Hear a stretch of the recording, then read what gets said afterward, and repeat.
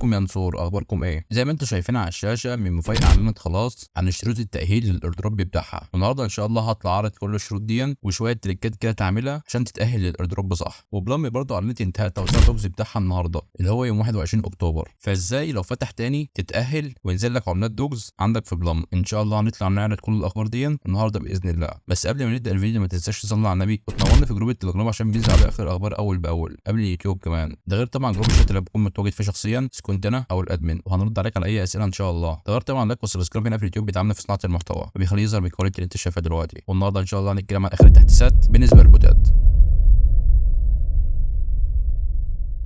زي ما انت شايف كده على صفحه اكس بتاعت بوت ميميفاي كاتب لك هو جيتنج ذا ميميفاي ايردروب، يعني مين اللي هيحصل على الايردروب بتاعهم، وكاتب لك تحت يو كان فايند ذا فالت كريتيريا ان ذا ارتكل، يعني كل الخطوات اللي انت محتاجها عشان تتاهل للايردروب هتشوفها في المقاله دي. ولما تيجي تفتح المقاله هتلاقيها ظاهره معاك بالمنظر ده، كاتب لك ميميفاي ايردروب كريتيريا ريفولوفيت، يعني الكشف عن معايير ايردروب ميميفاي. طبعا هتنزل تحت هتلاقي هنا كلام كتير جدا، لكن احنا هناخد اللي احنا عايزينه بس. فهترجم الصفحه دي بالعربي اللي هو ايردروب بتطبيق تليجرام. قال لك ان التطبيق بتاعهم على التليجرام اللي هو ميميفاي هياخد على 85% من الايردروب، وال 15% الباقيين هيتوزعوا على الحصص الثانيه ليهم.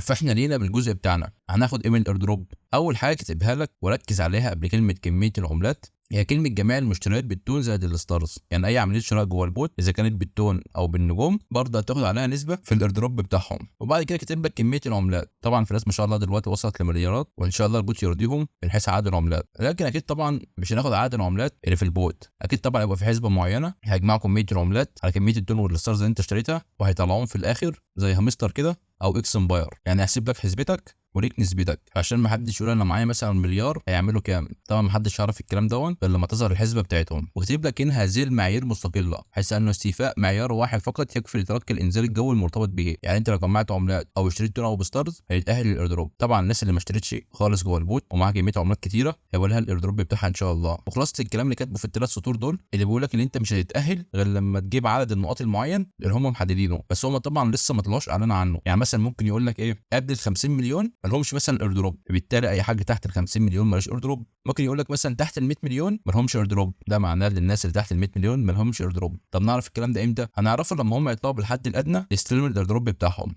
وراح هنا كاتب معايير المكافاه وراح ملخصهم لك. اول حاجه انا كاتب لك معيار مخفي، طبعا هنا مش عارفين اصلا هم قصدهم ايه هنا. تاني حاجه كاتب لك معاملات التون، يعني لو اشتريت اي حاجه بتون. هنا بيقول لك المشاركه في المسابقه اللي هم المسابقات اللي كانوا بينزلوها اللي كانوا بيوزعوا فيها اثيريوم. وانا كاتب لك برضه ميميفاي بريميوم، يعني اي حد كان عنده ميميفاي بريميوم برضه هيبقى ليه نسبه كبيره من الايردروب. والحملات اللي مثلا زي حمله باينانس اللي هم نزلوها وحمله اوك اكس اللي هم برضه نزلوها. فدي طبعا حاجات كتيره جدا بتخلي نسبتك في الايردروب بتكون كبيره. وهنا طبعا برضه مكملين بقى نسب الايردروب بالنسبه للطرق الثانيه. طبعا احنا زي ما قلنا احنا لنا بس من النسب بتاعه التليجرام بتاعتنا اللي هي تبقى 85% من الامدادات. وفي سؤال كده برضه حد من الادمن ساله لادمن ميميفاي، قال له لو انا اخويا شغال على البوت هل هيبقى في مشكله عليا؟ زي ما انتم شايفين كده على الشاشه قال المشكله تبقى بالنسبه لاخوك، فده معناه ان هم مش عايزين تعدد.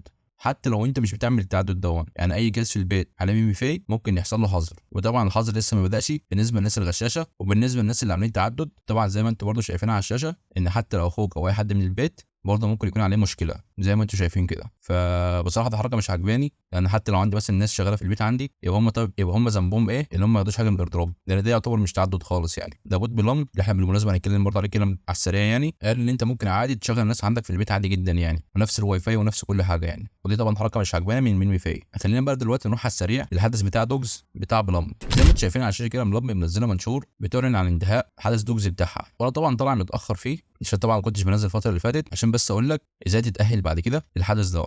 خلينا ناخد المقاله دي كوبي ونروح نترجمها. زي ما انت شايف كده دي ترجمه المقاله. كاتب لك توقعات الطقس بالنسبه لبلام، كاتب لك ستنتهي امطار دوجز يوم الجمعه القادم، وقصده على يوم الجمعه اللي فات اللي هو كان من 3 ايام. خلينا كاتب لك تاكد من استعداد عملات دوجز عشان ما عادش فيه غير 8 ساعات والحدث هيقف، وقصده 18 اكتوبر اللي هو يوم الجمعه يعني. وقال لك ان الحدث ده ظهر ل 5 مليون مستخدم منكم. طبعا البوت زي ما انتم عارفين فيه تقريبا 30 مليون، ف 5 مليون بس يتاهلوا مش كويس خالص يعني، عشان طبعا الكل نفسه يتاهل. لكن هم برضه حطوا شروط التاهيل، وهي طبعا ناس كتيره جدا جدا اتلخبطت فيها. لو هم كانوا مفكرين في لقطه الشاشه دي بتاعت عملات بلام، وهي لقطه الشاشه دي اصلا بتاعت عملات دوجز مالهاش علاقه بالبلام خالص يعني. يعني الناس بس اللي جمعت دوجز من يوم 18 لحد يوم 21 هياخدوا رابط الشاشه عشان بعد كده يبعتوا لهم عملات دوجز. وقال لك عشان تتاهل اساسا انك تستلم عملات دوجز، يعني مش معنى ان الحدث ظهر لك انك تاخدها، لا، قال لك لازم تكون عامل معامله واحده على الاقل زي ما انت شايف كده، تكون المحفظه بتاعتك نشطه، يعني من الاخر تكون اشتريت اي حاجه بالنسبه للمحفظه بتاعتك. وسيب لك هنا ملاحظه، سيتم مشاركه التفاصيل الدقيقه قبل اطلاق عمليه الاسقاط، يعني قبل ما يوزعوا عملات دوجز هيطلع يقول لك برده الدنيا هتمشي ازاي. طب ايه الحاجات اللي ممكن اعملها بحيث تاهلني للايردروب الجاي؟ ما طبعا كانوا اول حاجات كتير جدا انها تاهلك، يعني قال لك ان انت تكون نشط، وطبعا تكون مخلص الكروت بتاعتك، يعني بتلعب اللعب بتاعتهم على طول، تكون مخلص مهماتك، بتخش الفيديوهات بتاعتهم بتاعت اليوتيوب.